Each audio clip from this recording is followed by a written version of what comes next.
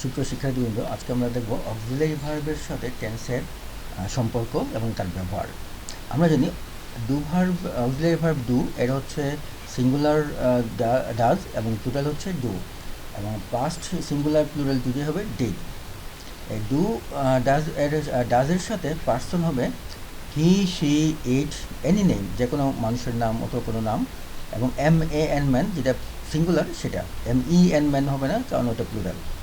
আর principal ভার্বের present ফর্মের সাথে এস বা ইএস যুক্ত হবে যখন ডাজ হবে, তখন ডাজের ক্ষেত্রে।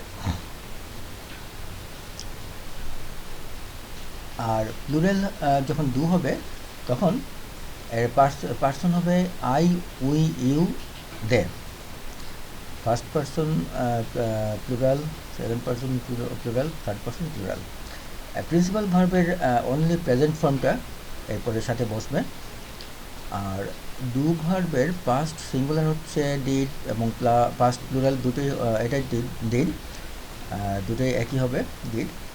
এখানে অল পার্সন হবে I, we, you, they, he, she, it, first person, second person, third person সবগুলোই এখানে হবে। এবং প্রিন্সিপাল ভার্বের অনলি পাস্ট ফর্ম, আমরা এক্সাম্পল দেখি। অনলি পাস্ট ফর্ম হবে, যেমন ডাজের ক্ষেত্রে অ্যাফার্মেটিভ হবে he goes to school. Negative হবে এটা he does not go to school. Interrogative হবে does he go to school. Do এর ক্ষেত্রে এটা হবে I go to school, I do not go to school.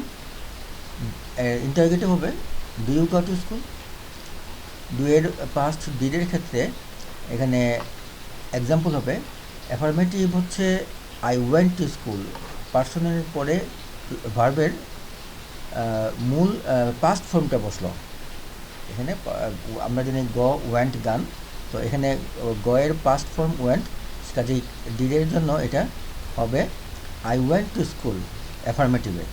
R negative হবে I did not go to school. Did হলে এটা ওয়েন্টটা past ফর্মটা প্রেজেন্ট ফর্ম হয়ে যাবে, I did not go to school. এবং ইন্টারোগেটিভে ডিডটা আগে চলে আসবে সাবজেক্টের, did you go to school. আশা করি বুঝতে পেরেছো। ধন্যবাদ।